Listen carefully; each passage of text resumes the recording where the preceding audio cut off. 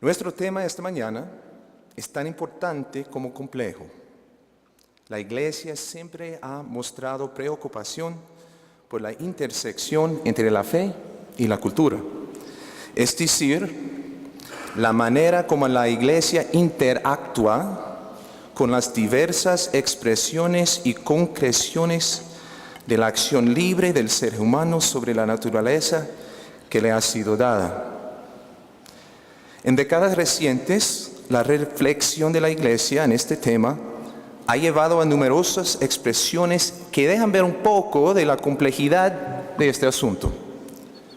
Consideremos, por ejemplo, la expresión frecuentemente usada del Papa Pablo VI, evangelización de la cultura, o las provocativas expresiones de Juan Pablo II, cultura de la vida y cultura de la muerte. El Papa Francisco ha añadido de su propio sello con el uso de expresiones como cultura de lo provisional, cultura de descarte y también cultura del encuentro. Todas estas expresiones representan contribuciones significativas al continuo estudio de la relación entre cultura y la Iglesia. Sin embargo, hay una sensación, yo creo, de que la conversación ha cambiado en los últimos años. Y esto tiene que ver con los cambios radicales en la cultura. Me refiero a las palabras del Papa Francisco. Cuando se dirigió a los obispos de Brasil, el Papa Francisco les dijo: como ha expresado bien el documento de Aparecida, no es una época de cambios, sino un cambio de época. Palabras profundas. Ha habido un cambio fundamental en la manera que las personas ordenan su vida. Esto hace nuestro tema esta mañana aún más importante, muy importante. Y por eso tenemos la bendición esta mañana de tener con nosotros a tres líderes estimados de la Iglesia y modelos de la nueva evangelización para guiar nuestro diálogo. Su Eminencia, el Cardenal Sean Patrick O'Malley, de los Estados Unidos, Su Eminencia, el Cardenal Francisco Robles Ortega, de México, y Su Eminencia, el Cardenal Oscar Rodríguez Maradiaga, de Honduras. Cada uno de ellos tiene como 20-25 minutos para desarrollar el tema, y luego ofreceré un resumen de la discusión en inglés, para los que solo hablan inglés. Entonces, without further wait, I would invite His Eminence Cardinal O'Malley to please come up and offer his reflections. Please join me in welcoming him.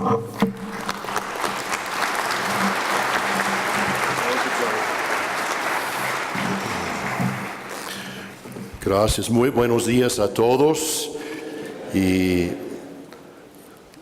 una gracias muy grande al Cardenal Ouellet, al Cardenal Norberto y todos los organizadores de esta conferencia tan maravillosa. Hoy me gustaría tocar brevemente algunos retos de la cultura y la sociedad actual que también son oportunidades para la misión de la Iglesia. Voy a hablar sobre la transición del catolicismo cultural al catolicismo intencional, el abuso sexual, la obligación de proteger a los niños y restablecer la confianza del pueblo católico en sus pastores, el matrimonio y la inmigración.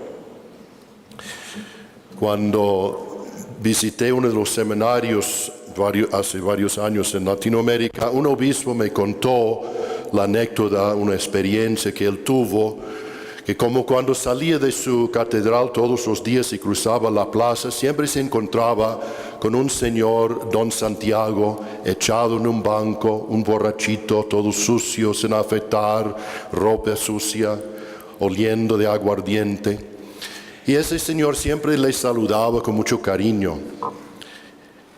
Muy buenos días, monseñor, buenos días, don Santiago. Pero un día salió el obispo y no encontró a don Santiago. Estaba preocupado por él, hizo una oración. Unas semanas más tarde se encontró con don Santiago caminando por la calle, de corbata y traje, afeitado, muy limpio, con la Biblia debajo de su brazo. Y muy orgulloso él dijo: Monseñor, yo ahora soy evangélico y estoy haciendo conversos por Cristo. El obispo le dio la enhorabuena y regresó a la catedral. Varias semanas más tarde sale de la catedral y una vez más en un banco todo sucio, sin afeitar, cubierto de periódicos viejos, estaba don Santiago. Y él dijo: Santiago, ¿tú aquí? Él dijo: sí, monseñor. Dijo: yo he regresado a la Iglesia Católica, la única verdadera.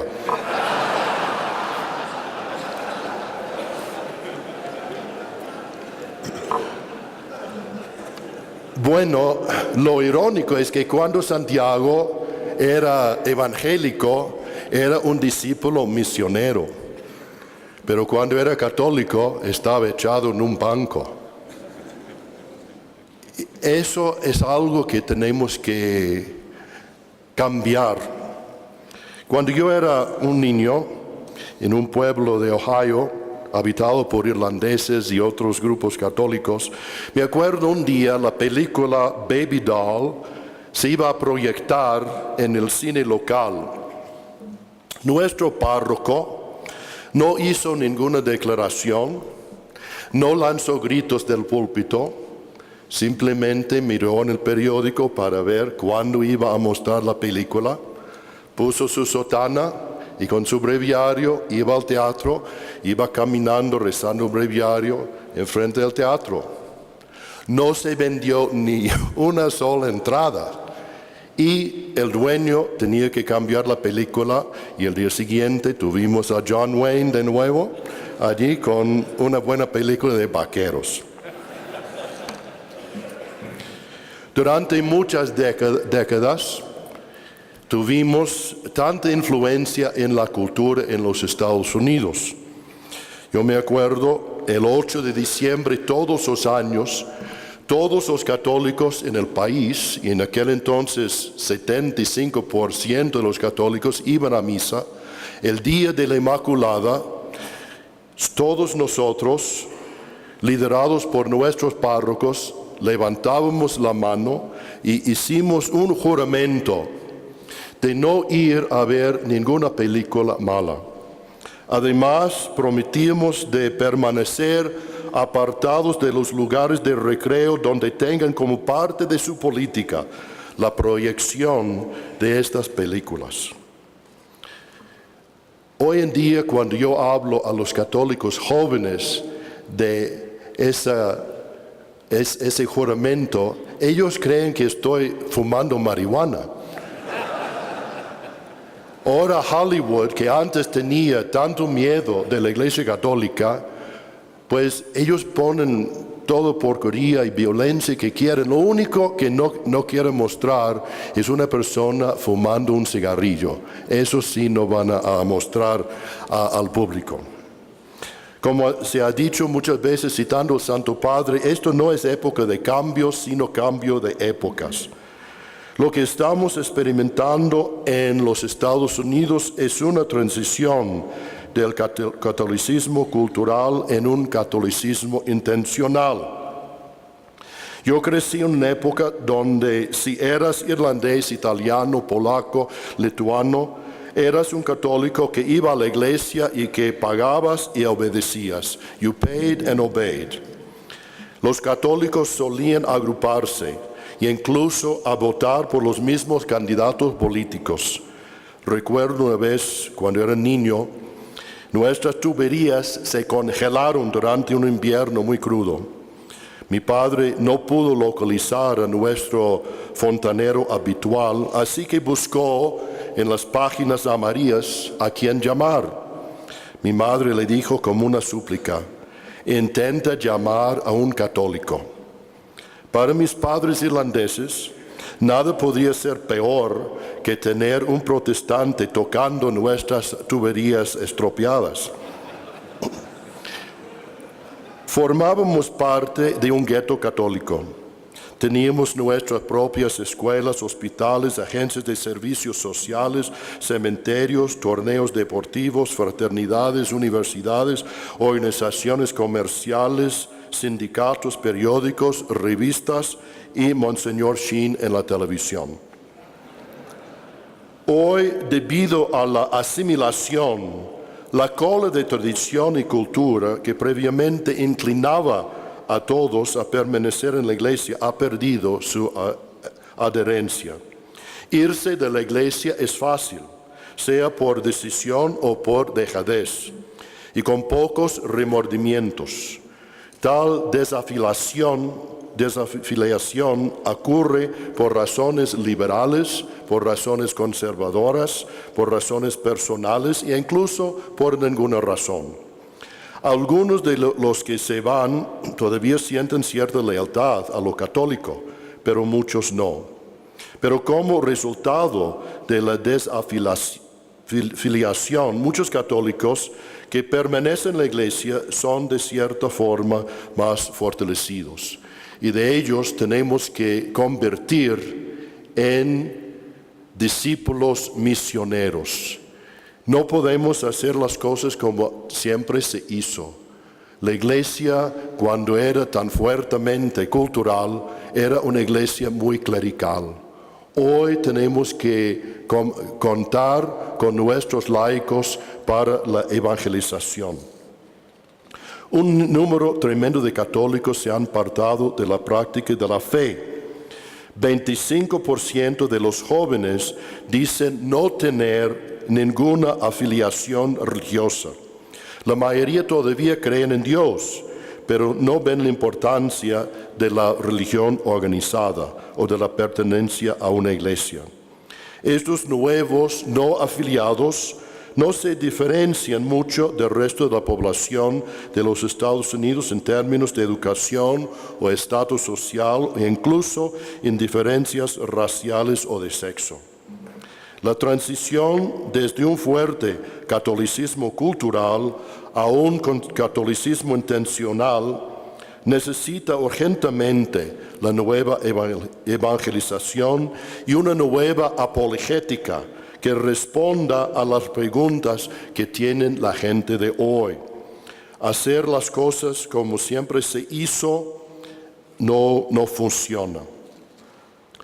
La cultura del Papa Francisco, del encuentro y de énfasis en el evangelio social de la Iglesia, ha ayudado a generar mucho entusiasmo entre el público en general. Mucha gente le está echando un segundo vistazo a la Iglesia. Al secularizarse más los Estados Unidos, la antigua polaridad religiosa, protestante, católico, se está viendo reemplazada por una nueva, creyente, no creyente. Por desgracia, las principales iglesias históricas tradicionales se están reduciendo dramáticamente. A menudo, las iglesias que están creciendo, los evangélicos y mormones, tienden a alienarse con los católicos, por lo que aunque en el pasado no eran muy amigos nuestros. Esto es cierto sobre los temas de promoción de la vida y santidad del matrimonio. Esto presenta una oportunidad ecuménica muy interesante para la Iglesia, para tratar de resistir las fuerzas de la cultura secular que es siempre hostil a muchos de los valores evangélicos. Durante una campaña reciente para prevenir la eutanasia en Massachusetts, pedimos ayuda a los evangélicos, mormones, musulmanes y a varias iglesias protestantes negras y logramos prevalecer. Pocos años atrás, la mayoría de esas religiones no hubieran querido hablar con nosotros, ni nosotros con ellos. Y mi mamá no quería tener ningún plomero de esas iglesias tampoco. Tenemos nuevas oportunidades ecuménicas en la sociedad de hoy. Necesitamos hacer nuevos amigos. La protección de menores. Todos sabemos la gran crisis que se ha provocado en los Estados Unidos por el abuso de los niños por clérigos. Para nosotros ha sido una tragedia muy grande y una tragedia espiritual. La Carta para la Protección de los Niños y Jóvenes es un amplio grupo de protocolos para afrontar las alegaciones de abuso sexual de menores.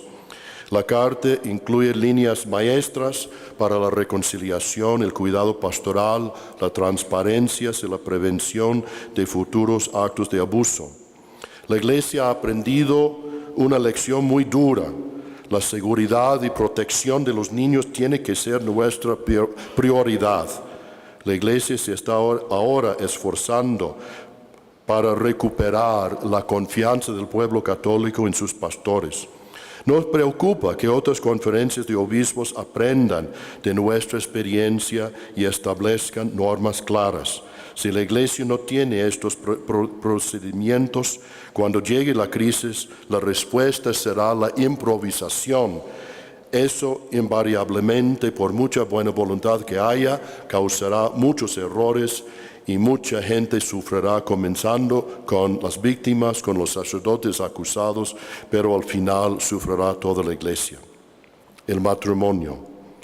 La gente siempre se sorprende cuando yo les digo que no celebré misa en inglés hasta que fui nombrado obispo en las Antillas. Cuando era un joven sacerdote, empecé a trabajar en la Capilla Latina en Washington. Mi sorpresa más grande fue que nadie estaba casado.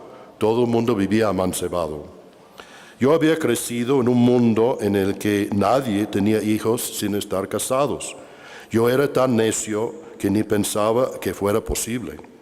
De repente me encontré bautizando cantidad de bebés cada mes, todos ellos nacidos fuera del matrimonio. Un sacerdote hispano mayor me dijo que si la madre venía a la iglesia, traería a los hijos pequeños con ella. Si el padre venía a la iglesia, toda la familia vendría con él. Supe instintivamente que este sacerdote tenía razón y me lancé a reconstruir la parroquia a través de un programa de preparación matrimonial. Hice campañas para animar al matrimonio. En las misas dominicales casaba a veces 10 o 15 parejas a la vez. Yo era el reverendo Moon de Washington. Nuestra comunidad parroquial se transformó con aquellos matrimonios. Veo hoy que uno de los grandes retos para la Iglesia Católica es cómo el matrimonio necesita rescatarse. El año pasado se publicó un libro titulado Cayendo en pedazos, Coming Apart, y el autor en ese libro describe cómo la clase obrera americana de blancos, que antes era la fuerza de la Iglesia Católica, los irlandeses, italianos, alemanes, polacos, lituanos, en la clase obrera, ahora la mitad de los niños nacen fuera del matrimonio. Estoy hablando de familias blancas americanas. Esto para la Iglesia es un reto enorme. El divorcio fácil, la cohabitación y ahora la redefinición del matrimonio para incluir las uniones homosexuales son todos factores culturales que han debilitado la institución del matrimonio. Nunca celebro una ceremonia de confirmación sin hacer una súplica apasionada a nuestros jóvenes para que eviten la trampa de la cohabitación y para que se preparen todo lo posible para los compromisos y sacrificios que exigen la vocación de la vida matrimonial y la paternidad. Hace 40 años, una cuarta parte de los matrimonios de los Estados Unidos se formalizaban ante sacerdotes católicos y éramos una cuarta parte de la población. Hoy, cuando el matrimonio está en sus horas más bajas, solo el 8% de los matrimonios se celebran en la Iglesia Católica. Considero esto como uno de los retos más grandes que afrontamos. La inmigración también para nosotros es un tema tan importante. Realmente los inmigrantes hispanos continúan llegando en grandes números. tienden a tener más hijos que el resto de la población y consecuentemente el crecimiento va a continuar en el futuro previsible. De hecho, se puede predecir que la mayoría de los católicos en los Estados Unidos será pronto hispana. Esto simplemente subraya la importancia de nuestras relaciones con la Iglesia en América Latina. Cada vez dependemos más y más de los sacerdotes y religiosos de América Latina que pueden servir a nuestras comunidades hispanas locales. Sin embargo, entendemos que la solución a largo plazo será que surjan vocaciones de nuestras propias comunidades. La Conferencia de Obispos está promoviendo activamente la reforma de la inmigración.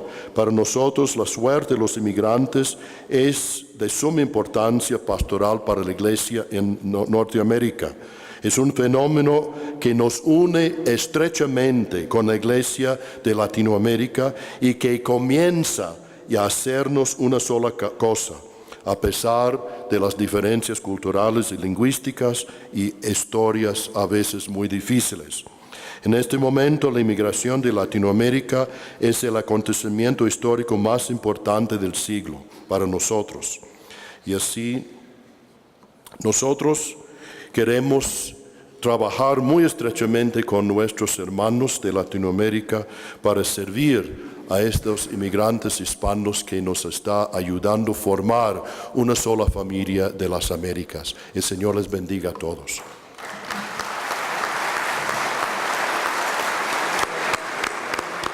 Gracias, hermano.